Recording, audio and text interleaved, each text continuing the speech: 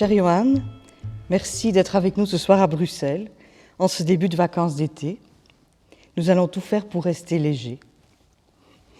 Chez Alminreich, nous avons l'immense plaisir de découvrir votre exposition et tout particulièrement votre ensemble sculptural composé de 17 figures animalières et appelé Bestiarium. Bestiarium nous arrive du musée d'art et d'industrie André Diligent, la piscine de Roubaix, où l'exposition a connu un succès retentissant. À la piscine, la présentation, dans l'aile contemporaine du musée, était beaucoup plus serrée qu'ici. D'où l'impression d'une tribu de bêtes, un peu plus violente peut-être en France. Il se trouve que les espaces qui accueillent vos pièces à la galerie Alminreich à Bruxelles sont plus vastes, ce qui crée davantage de distance entre l'œuvre et le spectateur.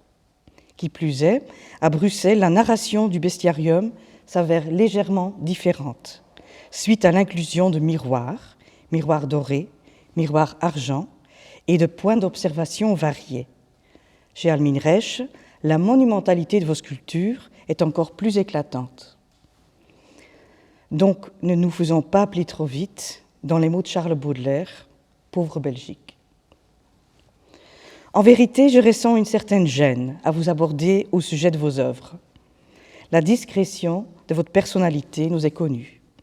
Vous êtes plutôt taciturne par rapport aux sources de vos œuvres, ainsi qu'aux modèles d'interprétation. Vous préférez que ce soyons nous qui trouvons notre place parmi vos sculptures. Et vous avez bien sûr raison. Le plasticien parle à travers ses œuvres. Et tout le reste est du pur gazouillement. Or, nous parlerons quand même de vos formes, car leur figuration nous est lancée comme un défi. De prime abord, les contenus de la première salle sont mystérieux, pour ne pas dire énigmatiques. Tout de suite, cher Johan, tu nous cloues au sol. Tu nous installes devant 3 miroirs, un petit miroir doré et 2 miroirs argent, des bas-reliefs abstraits fraîchement produits. En plus, tu nous encercles avec 6 points d'observation, en réalité des tabourets de cirque en terre cuite émaillée, 3 cirques hauts et 3 cirques bas.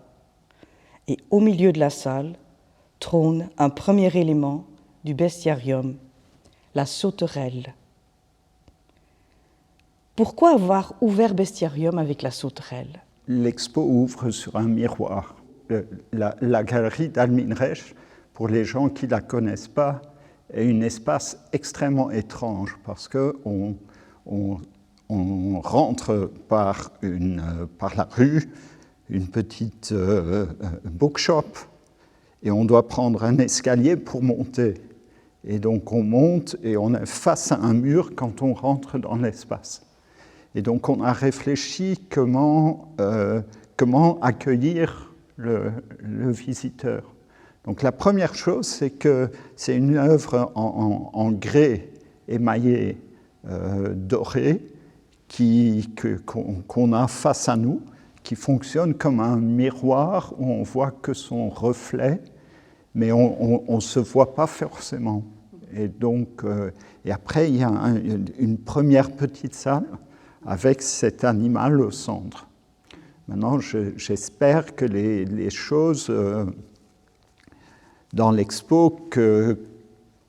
Je n'ai pas envie de tout expliquer. Je pense qu'il faut sentir. Donc la chose, c'est qu'il y a ces points d'observation de cirque, qui rappellent le cirque, sur lesquels on peut s'asseoir, et au milieu, il y a une sauterelle. Bon, c'est un premier élément. On va peut-être trouver après pourquoi ils sont là. Tout à fait. Les points d'observation, cirque haut et cirque bas, font en sorte que ce soyons nous qui sommes exposés. C'est un peu ma réponse. Tu nous présentes ces socles comme autant d'assises, zitplaatsen, et des podiums à monter. Ainsi, sans échappatoire, nous faisons inexorablement partie de l'exposition, devenant partie prenante au sein du cirque et au sein du bestiaire. Nous sommes convoqués, même obligés, à nous exhiber, à monter le tabouret au même titre du clown, de l'éléphant et du singe.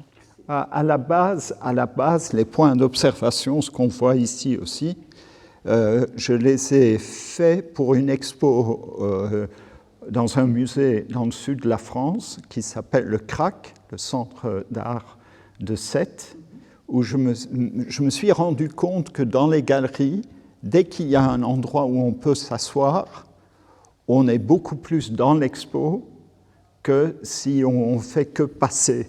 Surtout que les gens aujourd'hui, ils consomment les expos comme ils consomment leurs posts Instagram. C'est quelque chose, on regarde nos expos quelques secondes. Il faut expliquer pourquoi cette salle fonctionne de telle et telle façon. Ça doit aller vite. Et je me suis rendu compte que dès que je pose un objet où on peut s'asseoir, les gens passent beaucoup plus de temps dans mes expos que sans.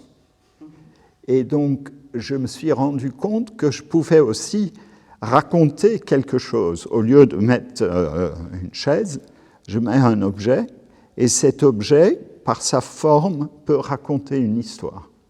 Et dans les points d'observation, je ne vais pas rentrer dans l'explication de ces pièces, mais au Musée d'art moderne de la ville de Paris, ils viennent d'accueillir un ensemble de 10 de ces pièces pour la salle du FI, parce qu'ils ont compris que ces pièces-là parlent de communauté, de relations, d'observation, etc., etc.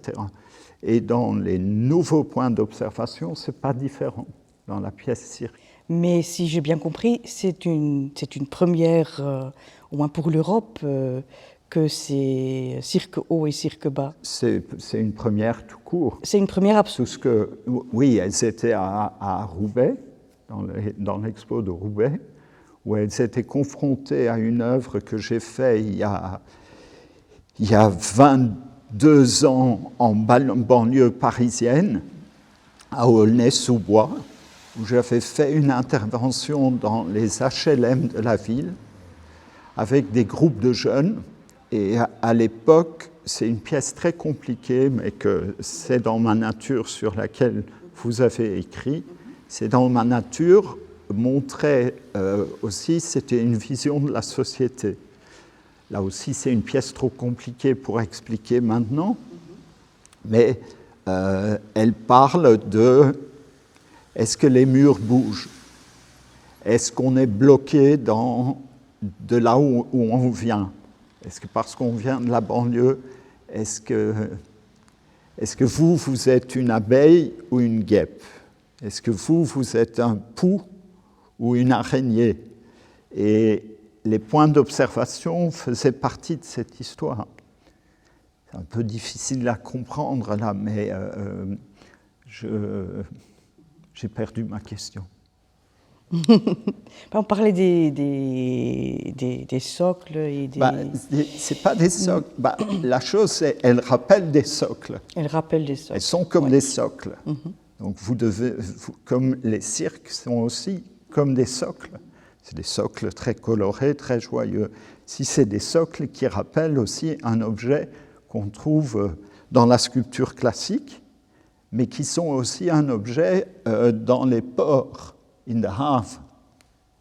In de haven is dit een meerpaal. Comment on dit en français? Une bite d'amarrage.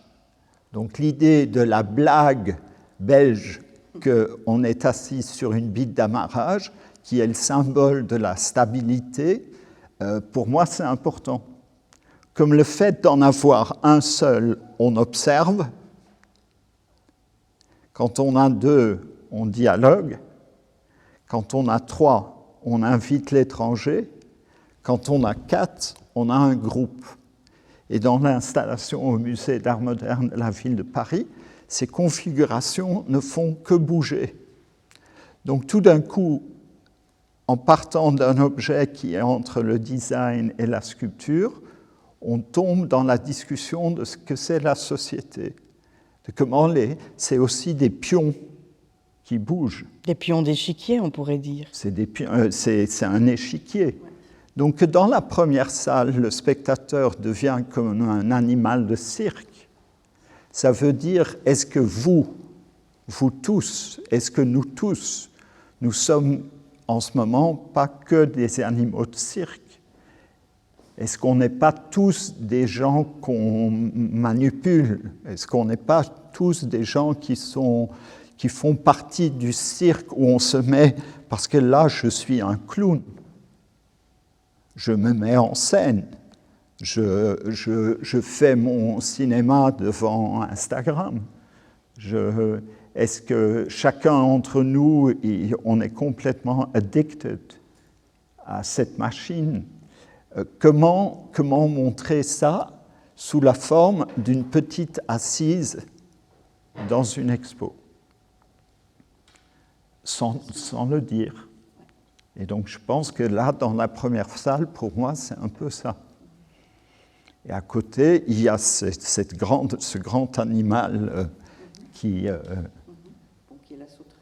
la sauterelle.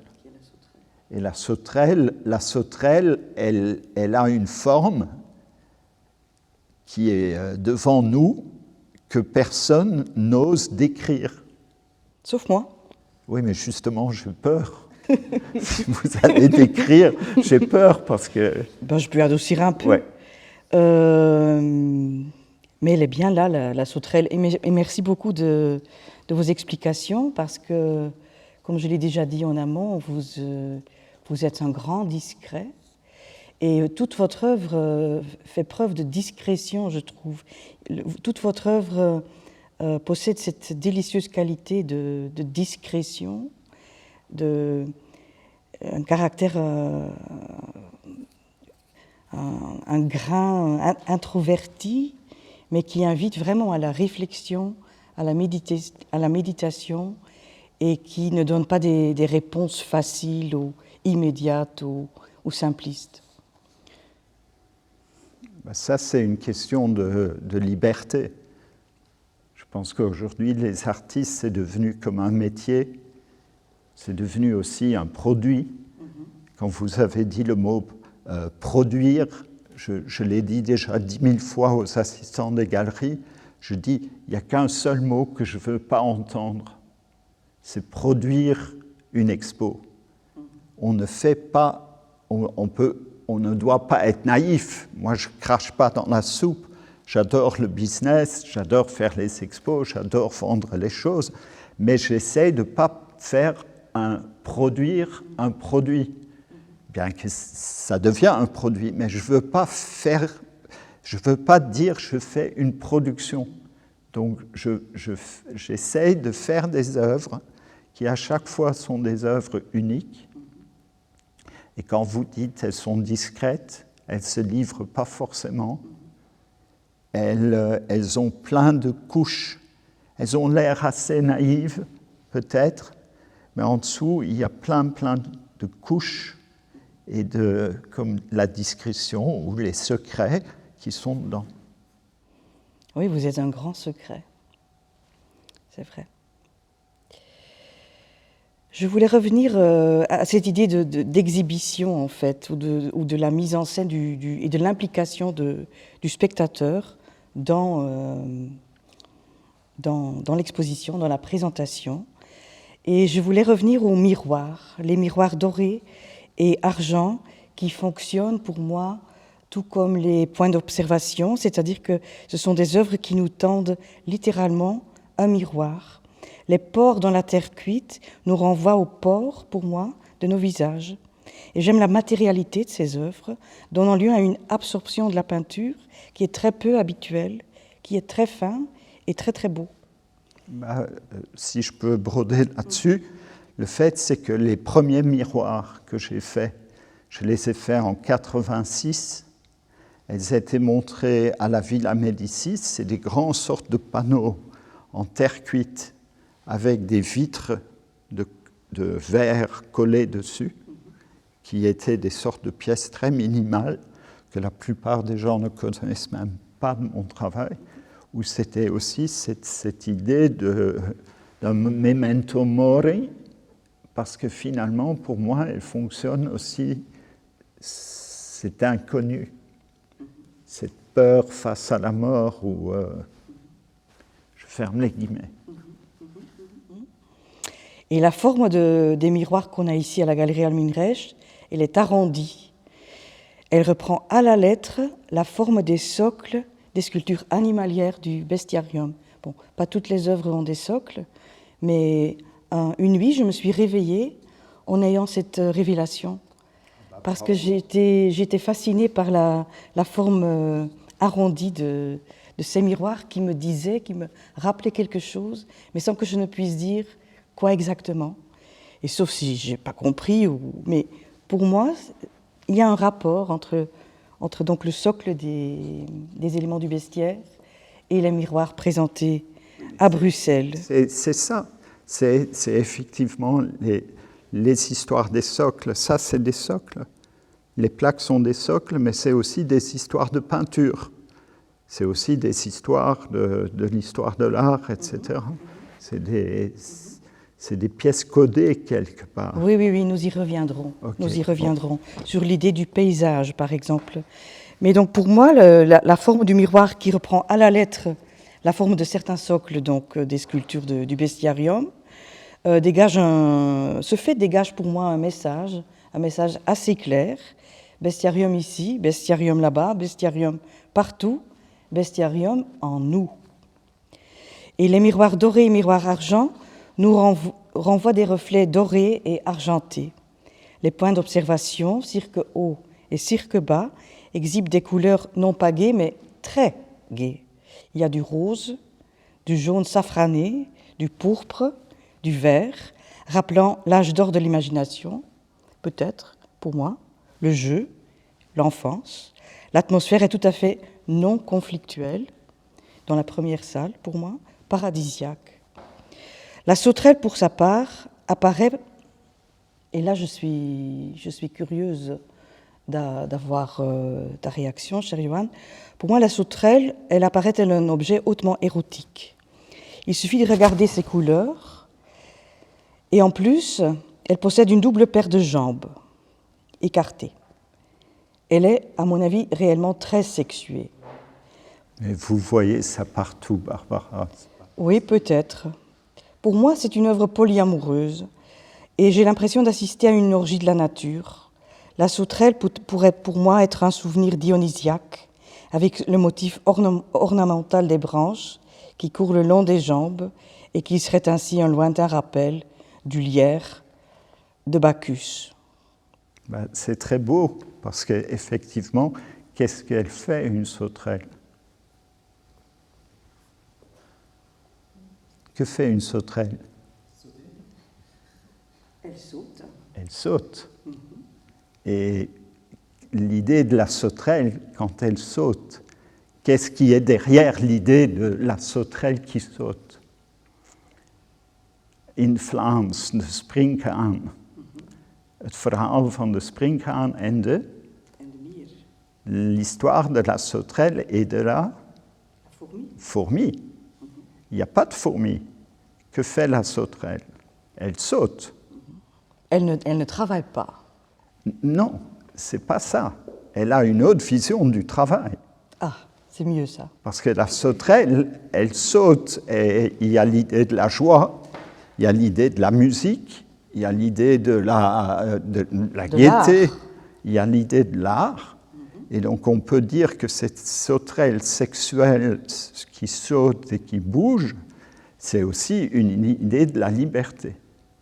Et donc finalement, cette liberté qu'elle a au milieu de cette salle, ça dit déjà quelque chose. Donc finalement, on pourrait dire que c'est l'image aussi d'une vitalité, parce que vous avez dit, elle est sexuelle.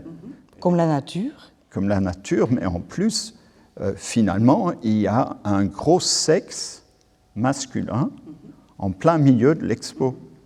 Vous l'avez vu ou pas encore ? Oui. Donc l'idée, c'est qu'il y a cette idée de la liberté, pour moi.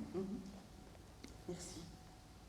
Non, vous ne l'avez pas vu comme ça? Si, je l'ai vu comme ça. En fait, j'ai écrit que pour moi, l'œuvre La Sauterelle, elle fonctionne dans les deux sens. Parce que vu dans un sens, on serait peut-être devant un phallus, et vu d'un autre point d'observation, justement, devant un derrière. Donc je me demandais si cette sculpture, en quelque sorte, elle nous suggère que c'est l'érotisme, que c'est le désir qui structure le monde, que c'est l'érotisme qui gouverne le monde.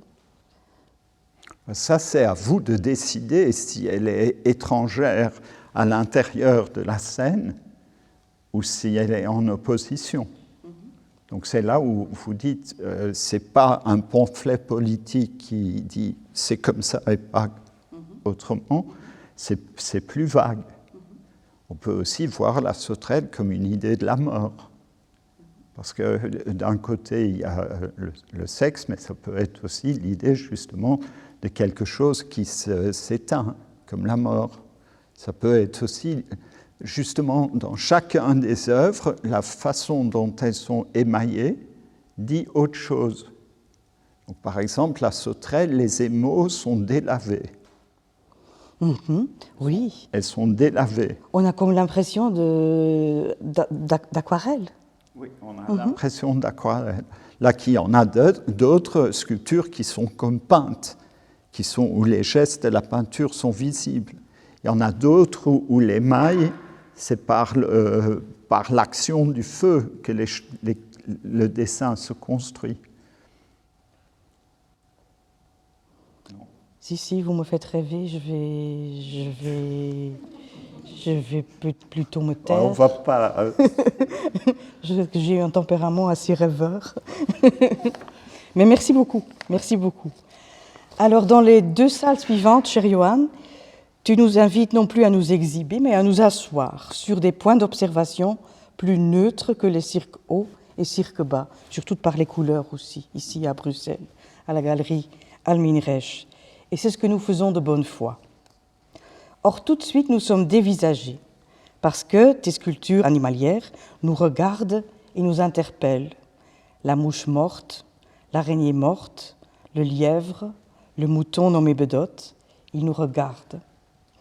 Dans The Art Newspaper du 1er mai 2022, Flora Rosset a remarqué que tu observes l'animalité sous le prisme du politique, de l'humanisme et de la monumentalité. Ailleurs, il est question d'un travail qui revisite un imaginaire mythologique et l'univers des fables de La Fontaine. Tu explorerais les frontières poreuses de l'animalité.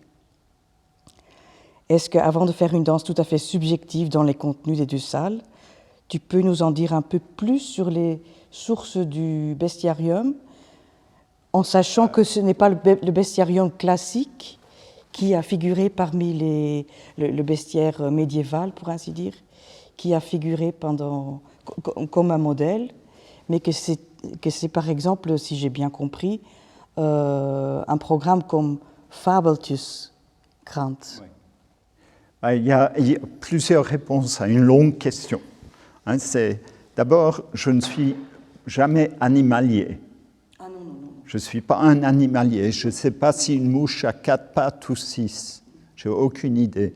Je n'ai aucune idée à quoi ressemble un chien même de près. Les animaux, ce n'est pas une histoire d'animalier, de sculpture ou de sculpture animalière. Pardon, c'est mon français qui n'est pas suffisant. Non, c'est très bien parce que c'est une vraie question. Est-ce que ça c'est un? Et après, bestiarium, ça vient de Colin Lemoine. Colin Lemoine est un jeune poète, écrivain, conservateur de musée, qui a beaucoup écrit sur mon travail, qui le connaît depuis très longtemps, où on a publié plusieurs livres ensemble, qui est le jeune homme qui a aussi fait le travail pour ce livre, où il a demandé à 8 écrivains en tout d'écrire des textes. Colin, quand on a regardé ce travail que j'avais fait pendant 3 ans, parce qu'on est face à quelque chose qui a 3 ans de travail, que j'ai gardé secret, que j'ai montré à personne, où j'avais promis à Alminreich une vraie expo. Et donc, je ne me suis pas fait un programme. Je ne me suis pas fait un programme comme aux Beaux-Arts de Bruxelles, où les élèves doivent écrire un programme sur ce qu'ils vont faire. Je ne fais pas de programme. Je me suis dit, je vais faire des choses en toute liberté. On était en plein Covid en plus, après. On était dans une situation où le monde, on sent qu'il y a des gros changements. J'ai dit, je vais faire ça. Et c'est Colin Lemoine, et dans les discussions avec Colin, qui a suggéré ce titre, parce que dans ce mot, on a beaucoup de liens avec l'histoire, avec la littérature, donc on peut y mettre beaucoup de choses, mais je dois à Colin le titre. Donc le titre Bestiarium est un titre de curateur, pour ainsi dire. Oui. Par contre, le titre des pièces, les titres des pièces sont des titres d'artistes. Oui. Les titres sont mes titres qui, pour une fois, sont assez simples. Souvent, je fais des titres très poétiques, très longs, qui sont presque un poème ou un Why does strange fruit always look so sweet, etc. C'est des grands titres. Ici, elles ont quelque chose de très court, et par leur côté court, je pense que ça dit aussi plein de choses finalement. Ça dit, c'est des entités, je ne sais pas, mais j'aime bien la force de ces titres courts. Ça devient le chien sale, le chien mort, la mouche morte. Oui, il y a toujours un adjectif, pas toujours, mais il y a souvent un adjectif. Oui. Vous ne parlez pas d'adjectif où je vais avoir des sueurs froides, ça me fait... Un mort, c'est quand même un adjectif auprès de chien mort ou la mouche morte, l'araignée morte, etc. Je pense que c'est quelque chose, quand j'ai fait l'expo qui s'appelait « En quarantaine à Sète », sur le brise-lames de Sète, dans une ancienne quarantaine, il y a 23 ans, quand on était en pleine épidémie du sida, ça avait une importance. Je ne sais pas comment j'arrive à ça. On parle de l'adjectif mort, oui, l'araignée morte. C'est ça, de la mort. Mm-hmm. De la mort. Le chien mort. Non, le chien mort, là. Il y a 25 ans, on était en pleine épidémie du sida. Il y avait tellement de jeunes artistes autour de nous, on était jeunes, autour de nous, qui d'un jour au lendemain étaient morts. C'est une chose qui m'avait beaucoup, les odore di femmina, que les gens regardent comme des pièces très séduisantes et très belles, finalement, elles ont aussi derrière quelque chose à faire avec la mort. Et donc que cette série, en plein Covid, parle aussi de ces questions fondamentaux, parce que tout d'un coup, vous tous, on était seuls dans une chambre, seuls ou avec 2, 3 personnes, ne pas sachant ce qui se passait. Je pense que ça fait partie de ces œuvres aussi, et que j'essaye quand même de dire, peut-être quelqu'un dans 30 ans, quand il va regarder la mouche morte, qu'il va ressentir un peu, même mon petit chien ici, qui est comme un paysage, pour moi, il parle aussi un peu de tout ça. Pour moi, le lièvre aussi, parce qu'il a le museau ficelé, oui. Et on pourrait le considérer comme un masque, éventuellement. Mais bon, c'est tout à fait subjectif, bien sûr. Dans plein de ces histoires, le lièvre avec... on peut aussi trouver une symbolique religieuse, etc., Je dirais c'est des pièces à tiroir. Mais c'est ça qui fait le réel intérêt, à part leur extrême beauté. Ouais. Les pièces sont d'une beauté exquise. Moi, je pense que vous vous êtes réellement surpassé, encore une fois, avec cet ensemble. Mais ça, je dois dire, c'est donc grâce à... Je travaille depuis une dizaine d'années avec Structure 68 à La Haye, et Jacques, Théo et Rob. Jacques doit avoir, je ne sais pas, entre 75 et 80 ans. Les deux autres ont 65 ans. Ils me disent, Johan, avec toi, on fait des choses qu'on n'a jamais fait pendant 50 ans dans notre atelier. Parce que tu essaies à chaque fois de nous pousser. Donc c'est aussi un travail où j'ai eu des gens qui m'ont aidé à le faire. Je dois les saluer aussi, parce que quand je dis à Théo, j'ai envie d'un émail qui va être comme de la lave, qui va exploser, qui va s'effriter, il dit, mais Johan, en 50 ans, tous mes émaux étaient parfaits. Personne ne m'a demandé un émail qui va... Et donc on fait 50 tests pendant 3 mois pour trouver un émail. Et tout d'un coup, là, par exemple, sur le chien, de l'autre côté, il y a comme des algues. Et quand on regarde l'émail sur son dos, l'émail dessine comme des algues. Ça, c'est quelque chose entre l'aide, l'intuition et ma folie. Et un peu de chance.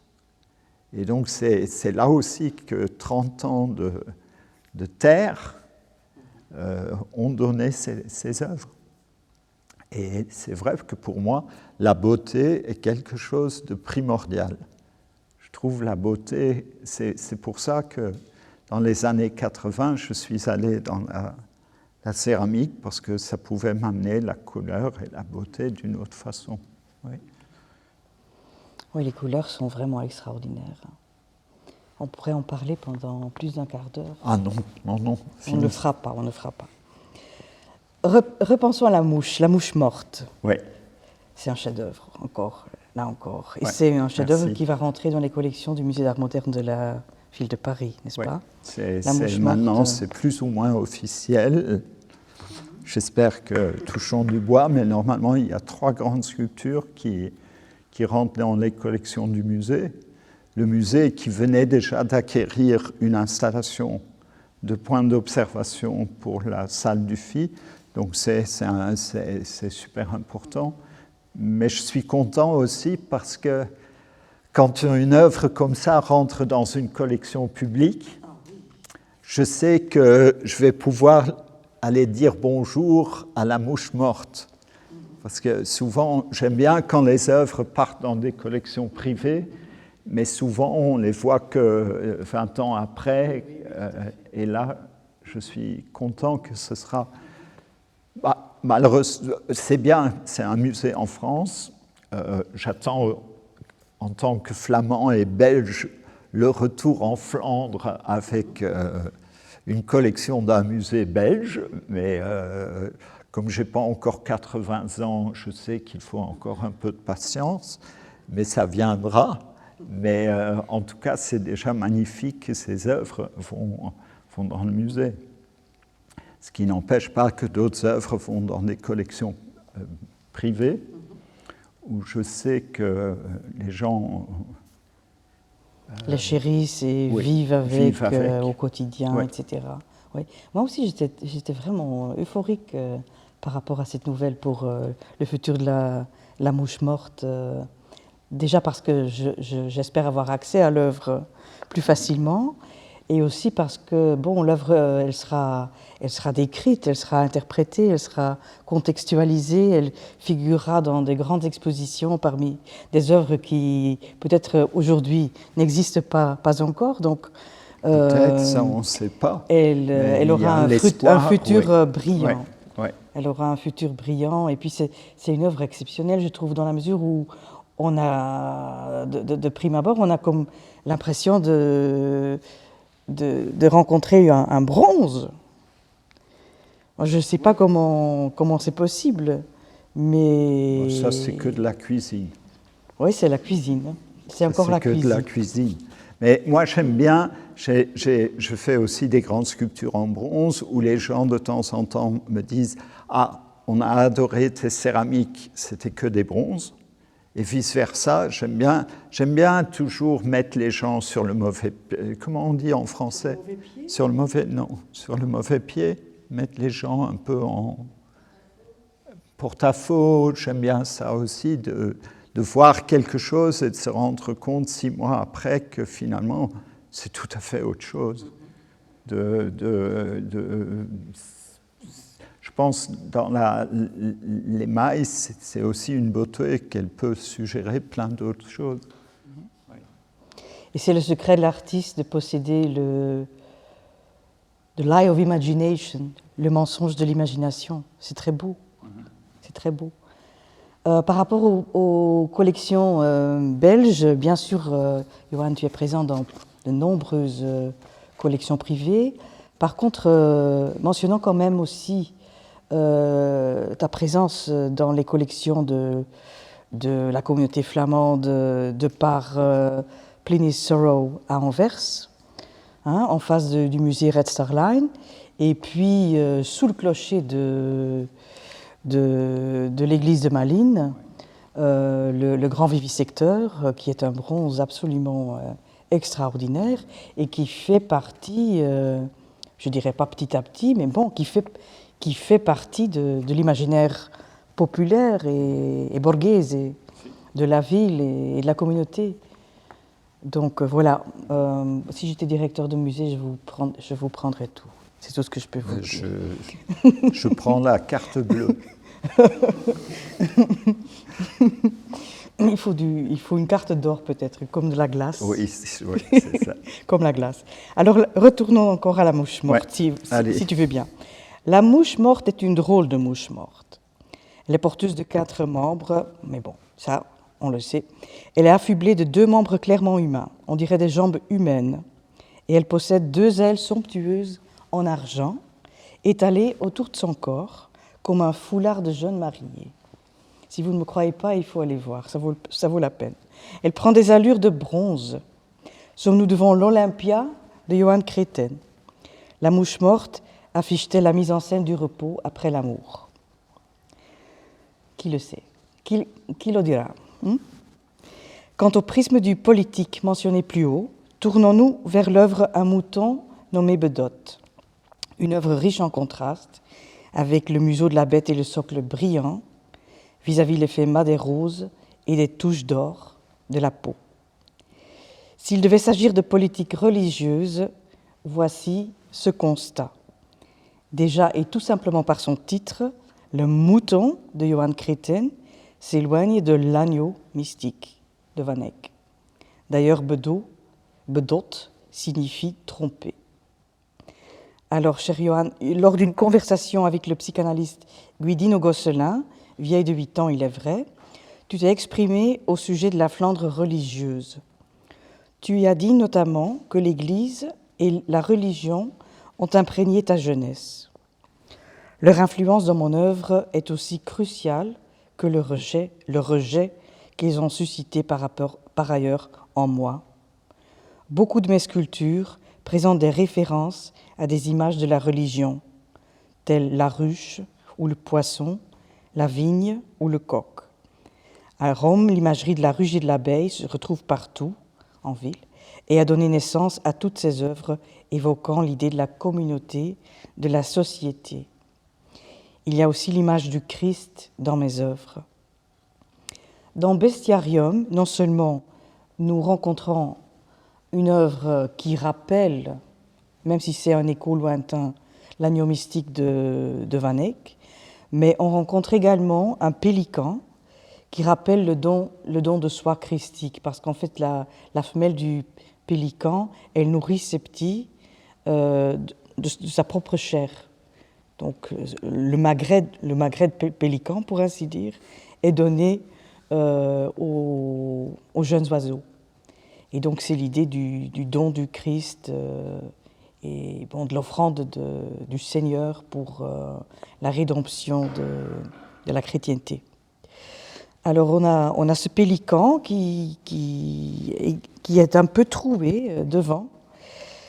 Et à propos du mouton bedotte, j'ai lu que la peau de mouton n'est pas sans rappeler le logement social. Est-ce que le mouton nommé bedotte nous parle d'une façon ou d'une autre de l'hôpital ? C'est pour ça qu'au musée à Roubaix, j'avais montré C'est dans ma nature, une œuvre faite il y a 20 ans en banlieue, où il y avait beaucoup d'images d'insectes. Donc je vous rappelle, vous êtes quoi? Are you a flea? Vous êtes quoi? Une guêpe? Une sauterelle? Qu'est-ce que vous êtes? Et donc, effectivement, cette idée que les animaux peuvent aussi représenter des choses sociétales, c'est clair que ce n'est pas anonyme, c'est pas anodin, pardon, c'est pas anodin de faire un mouton dont la peau peut devenir une architecture.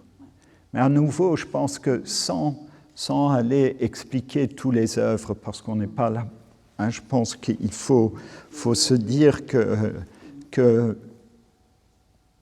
les œuvres ont... Quand j'ai raconté à ma mère, quand j'avais 18 ans, un de mes plus grands secrets que je n'avais jamais partagé avec mes parents, c'était un moment extrêmement douloureux. Ma mère a répondu, mais Johan, ça fait 10 ans que je regarde tes œuvres, je sais tout. La chose, c'est que les œuvres expliquent tout, même avant que moi je suis prêt à en parler. Vous comprenez ce que je veux dire? Je pense que beaucoup de ces œuvres disent des choses que je sais peut-être même pas moi-même encore. En tout cas, c'est comme ça que je l'ai vu déjà souvent dans les œuvres plus anciennes, dans mon propre travail. Je dis, mais tu ne te rendais pas compte des batailles internes que tu menais et que tu as exprimées. Et donc, c'est une façon assez classique de l'œuvre d'art qui transmet, je ne sais pas. Et n'est-ce pas douloureux pour toi de les voir partir? Est-ce que tu en as gardé une quelque part qu'on ne connaît pas et dont on ne trouve pas de traces dans le catalogue? Est-ce que... Non, je suis toujours confiant que En tout cas, je sais que je n'en ai pas pour longtemps. Donc je sais qu'à un moment, ces œuvres-là, quelqu'un d'autre doit s'en occuper. Donc c'est bien de savoir qu'elles partent, que les gens vont s'en occuper. Moi, j'adore chez Breton, vous voyez, Breton... André Breton, le surréaliste. Chez André Breton, dans sa maison, il y avait des petits masques d'Esquimaux avec des plumes. Et on se dit, mais un objet comme ça, avec des plumes Esquimaux, qui date de 150 ans avant André Breton, qui existe encore, qu'est-ce que ça veut dire? Ça veut dire que pendant toute cette période, des gens l'ont assez aimé, l'ont assez respecté pour que ça ait survécu jusqu'à aujourd'hui, jusque chez nous. Et c'est parce que ce petit masque n'était pas un produit, si je vais un peu radical, c'était une chose possédée. C'était une chose dans laquelle il y avait autre chose que juste un truc qu'on produit pour la vente, pour le marché, Donc je résiste à chaque fois. Je dis, essaye de faire quelque chose, essaye. Je sais que je ne vais pas y arriver parce que j'essaye. Et j'espère juste qu'il y aura assez de gens qui vont dire, on va s'occuper de ces choses. Et elles vont peut-être survivre. Est-ce qu'elles vont survivre 5 ans, 50 ans? Moi, en tout cas, Donc je suis content que La Mouche Morte est dans un musée, parce que j'aimerais bien la revoir. Mais la plupart de mes collectionneurs, quand je les appelle, par exemple Claude Dantenez du musée de la chasse et de la nature, il y a quelques années, achète dans une maison de vente une de mes sculptures, petite sculpture, une sorte d'oiseau cormoran. Et je vais le voir au musée, et je dis, Monsieur Dantenez, j'ai vendu cette œuvre beaucoup trop tôt. Je n'ai pas fini avec l'œuvre. Est-ce que vous pouvez me la prêter un mois? Donc le musée me la prête pendant un mois. Et aujourd'hui, vous l'avez 5 mètres de haut dans le port d'Anvers, parce que c'était pas la fin. Donc souvent, les collectionneurs sont prêts à me montrer mon travail pour que j'en ai besoin. Je pense qu'il y a des œuvres, j'ai envie peut-être de les re-rencontrer. Oui. Mais au même moment, je ne crache pas dans la soupe, je mange, je vis, il faut qu'elles doivent trouver leur place. Et ce qui est bien, c'est que dans les années 80, quand j'ai commencé avec la céramique, c'était tabou en Flandre et dans beaucoup de pays. Et aujourd'hui, je sais aussi qu'il y a beaucoup de jeunes artistes, même à Bruxelles, quand ils font de la céramique, qui disent Johan Creighton, quand il a montré chez Perrotin et chez Almine, il a peut-être ouvert une porte. Et donc, je pense que c'est aussi, peut-être que nous aussi, en tant qu'artistes, on doit ouvrir des portes pour d'autres, pour que d'autres... J'ai vu déjà beaucoup de bébés de Odore di Femmina. J'ai vu beaucoup de bébés de... C'est fantastique. Et ça, c'est fantastique, parce qu'il faut qu'on ouvre des portes. Oui. Comme vous, vous avez écrit un texte formidable là-dedans, et aussi dans le livre sur C'est dans ma nature, parce que vous aussi, vous ouvrez des portes. Merci. Bon. Ouvrons-les le plus largement possible, je dirais. Bon. Et pour revenir au bronze, il y a derrière nous un grand oiseau, parce qu'on a effleuré l'idée de paysage, et tout comme les flamands, en fait, ce sont des œuvres paysages aussi. Et déjà par leur titre, ils le disent, parce qu'un des flamands est appelé le flamand 3 ou la grotte. Oui. Et le grand oiseau, il a des œuvres pendantes, largement écartées du corps. Et moi, je rêvais déjà à ce que tu en fasses un bronze. Oui. Et de telle manière, les ailes pourraient nous enlacer quelque part. Et j'y pensais en repensant à l'œuvre Amaline, le grand vivisecteur, dans lequel nous reconnaissons bien évidemment la figure du hibou, mais c'est une œuvre dans laquelle on peut littéralement s'asseoir. Et c'est une chose rarissime et très précieuse, et c'est un geste très généreux. Et je pense qu'avec le grand oiseau, on pourrait arriver à un bronze extraordinaire également. Je demanderai à la collectionneuse qui l'achète, je demanderai si je passerai commande. Ouais. Okay. Et donc voilà. On pourrait continuer encore pendant longtemps. Oui, mais, ce sera pour une autre fois. Ce sera sûrement pour une autre fois. Les jeunes, ils ne sont pas la concentration que nous, vieux monsieur. Mais non, c'est formidable. Mais merci beaucoup à vous, à toi, à vous tous.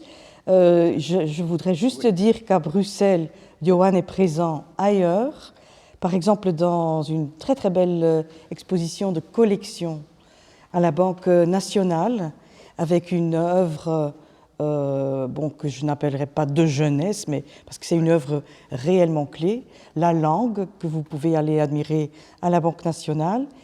Et sinon, il y a une autre œuvre formidable, mais mon ordinateur, il bloquait, donc je n'ai pas réussi à retrouver le titre exact. C'est le cheval de Troie. Le cheval de Troie, dans l'exposition Portrait of a Lady à la Fondation Ampin ou Bogossian, si vous voulez.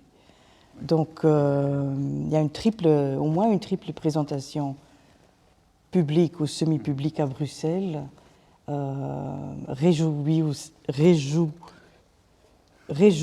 Etc.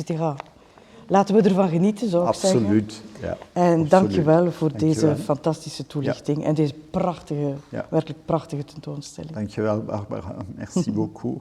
Et merci pour ta vision, parce que comme je disais dans le livre, les textes, c'est très important que d'autres gens traduisent pour nous aussi et ouvrent la porte au public pour regarder nos œuvres. Et je sais que vous l'avez fait déjà de façon magistrale. Et merci beaucoup. Et je vais réfléchir au grand oiseau. Oui. Vous voulez combien de mètres de haut? Le plus haut possible. Ah non. Un gratte-ciel, ce ne sera pas pour demain. Merci beaucoup, Barbara. Merci. Dank je wel, Johan. Merci.